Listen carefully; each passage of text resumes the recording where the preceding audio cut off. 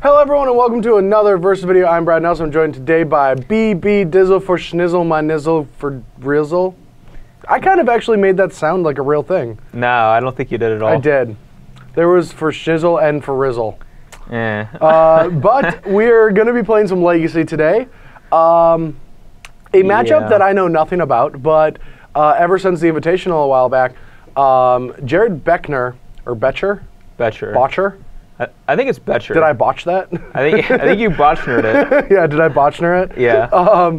He ended up playing a sweet Legacy deck. Now, I do not know who actually designed the deck. I know he didn't, but I did not do enough investigation to figure this out. But whoever did is awesome and has a really good mind for Legacy decks, because the thing about Legacy is it's really hard to build something new. Yeah, it is. To attack the metagame and to see how, and maybe this deck sucks and just Jared is just that much better than everyone else, you know, because he tops 8s more times than he loses in other tournaments. Yeah. Which is kind of Or weird. maybe he just plays a tournament every single day and he just scrubs out of all of them and he just only top 8s the ones we see. I bet that's not likely. It's probably not likely. No. But anyway, he was playing a Grixis Painter deck that looked really awesome. And it's not like the normal mono-red Painter decks that are just all in. This deck has a lot of different things going. So let's take a look and try to see if we can not miss over 50% of the sweet interactions this deck can have. All right, let's only miss 30%. Yes, let's only miss 30%. So to start things off, the deck can fetch for lands. That's one interaction. Ooh, that's an interaction. No. It can counter spells by exiling blue cards. Yes. Yeah. Interaction number 2. All right. It is very good that we're the ones doing videos and deck techs.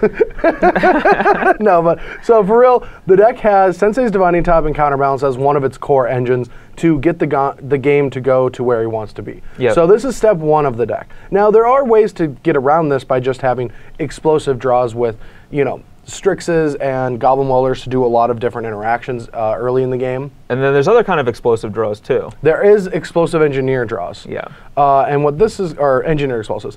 Now what this card is going to be able to do in this matchup is just kill everything BBD ever tries to do. Yep.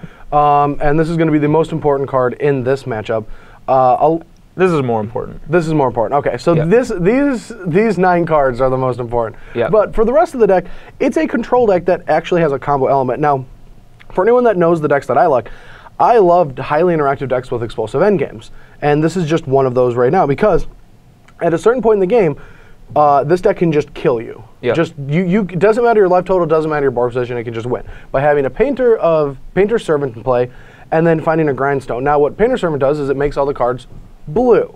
Because when they're blue, your Force of Wills can pitch anything. You can pitch Seed of the Synod to Force of Will. You can pitch anything. You can pitch a Lightning Bolt. You can pitch a Nile Spellbomb. Yes, or even a Jace. Yeah. You can. You can pitch any card in your hand. You can pitch a Counterbalance. You can pitch a Counterbalance, yes. Yeah. The other thing is that after sideboard, there's you know, Red Elemental Blast and Pyroblast that go along with the Painters. But once every card is blue, that doesn't mean just in your hand and in play. That means in your library as well. Every single card in the game currently, both players is blue. Even I think their sideboards are blue too. I don't really know. I don't know. But it doesn't matter. It's not. There's not a card that makes that relevant. But so what happens is once you activate Grindstone, Grindstone is going to put the top 2 cards of any library, whichever one you target, into the graveyard and check their colors. Now, if they're the same color, you repeat the process until both cards are not the same color. So that just decks them down to 0 cards. And the sweet thing about that is that should beat every deck besides Sneak and Show. But we have Nile Spellbomb for Emrakul. Yeah, so when there is an Emrakul in the graveyard, you have to make sure that you have your Nile Spellbomb in play when you combo off again to actually kill them. But the Ensnaring Bridge should, you know, do all the work you need anyway until you can get to sideboarding. So now to make the deck more redundant, we have cards like Trinket Mage and Imperial Recruiters that both just dig up random things that we're going to need. And now I've never seen a deck that just has more value welders. Like this is just pure value. Yeah, I want to say that Goblin Welder is probably the best card in this deck, and it's probably not very close. And it's not even that good though. It's not doing anything like the other welder decks that do explosive things. You know, I mean, you still have the combo. Like you still have the combos, but Goblin Welder, what it does is it provides like basically resiliency to any kind of removal. So like your opponent has a Swords to Plowshares, well, they can't just plow your Painter Servant because you're just going to weld your Seed of the Synod for your Servant in response, and then the next turn you can just weld them back. And they can't like They always have to kill this guy before they can kill anything else in your deck. Yeah, and that just always has a target on its head, even though it's not that relevant to the entire game plan. Like, it's good, but it's kind of like the deck is on hyperdrive with a welder in play. I mean, I think it is well, the thing like welder can do is it lets you turbocharge through your entire deck with all these other cards, because you can weld Strixes for Strixes and draw cards. You can also draw a card with Sensei's top, or put it on the stack to draw a card, weld the top, get another welder back into play. You know, put another top back into play, and then you still get to draw that card even though your top doesn't go back on top of your deck. Yep. Yeah, you get to do a lot of crazy things with it. Other than that, the deck also just has control elements with Force of Will and Lightning Bolts. The one Transmute artifact, which I think is adorable, just having one copy of a card like this. But to be honest, it doesn't have a ton of artifacts, right? Like for an artifact-themed deck, you usually don't see them also playing Force of Will. Yep. It's just, or Jace's, or even Dak Fade, and I guess, this is the most unique card in the deck, and I don't really know how good it is. But just every single turn getting to loot for 2 doesn't seem that bad.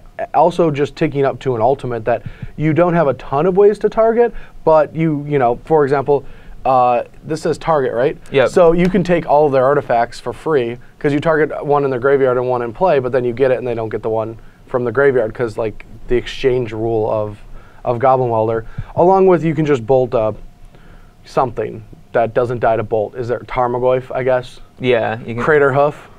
A germ token. A germ token, but they keep the Batterskull, but you get the germ. That is true. Yeah, you can do that. Taking the Batterskull, not as good. Yeah, taking the Batterskull doesn't matter as much, but Unless you want to sacrifice it. Unless you want to weld it. Yeah. Yep. But other than that, I can't think of anything else besides just playing with the deck. I've never looked at a deck for a versus video where I thought I was going to just butcher the lines of play more. Well, I want to say one. We did miss one interaction. Oh, only one? Nile Spellbomb and Black Mana. You can draw a card. Oh my god. We missed it. And Academy Ruins. We missed Academy Ruins. That's true. We also missed bouncing these. Did we also miss the combo of Academy Ruins and the Magus of the Moon on the sideboard? No, I don't get it. Just shuts off your Academy Ruins. Oh, well, we don't care about that. I thought you were talking about putting it back into your library. I'm like, please tell me how that works. Look, I top eighted a Legacy Open with Academy Ruins Blood Moon in my main deck, so I have a fond appreciation for the Magus Academy combo. When your deck needs to go long, it still can't go long. True. That's true. But anyway, guys, let's go over to the sideboard and take a look at all the craziness in there, and then we'll get to BBD's Elf deck. Oh, yeah. All right, so in the sideboard, a lot of things make obvious sense. I don't even think we need to talk about any of these numbers. They're so stock and so normal. Like, you just see sideboards with... Yeah, like 1 Weak Stone's in every board. Yeah, I mean, 1 Firebolt's just in every sideboard. Like, there's just no reason to even talk. Why are we even here? I don't even know, I guess. I mean, there was one innovative thing. Okay. Yeah. 1 Pyroclasm, 1 Toxic Deluge. Now, that's not in the normal numbers. Usually people are more on like 2 Toxic Deluge, 1 Pyroclasm. Yeah. But we just like trimmed it for the Firebolt. Yeah. I mean, that's really about it. I mean, I can't think of anything else. Honestly, the sideboard is everywhere. It's so scattered. Like, 1 Spell Pierce. I have never seen a deck with 0 Spell Pierces made and have a Spell Pierce on the board.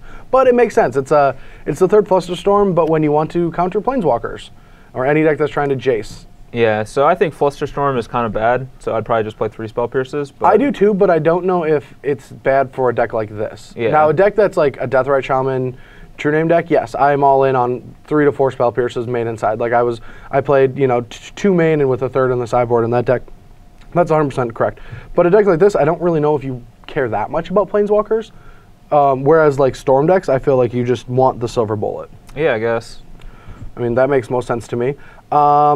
Thoughtseizes are just here against just straight combo decks. I don't think we're going to want to bring a card in like Thoughtseize against Brainstorm decks.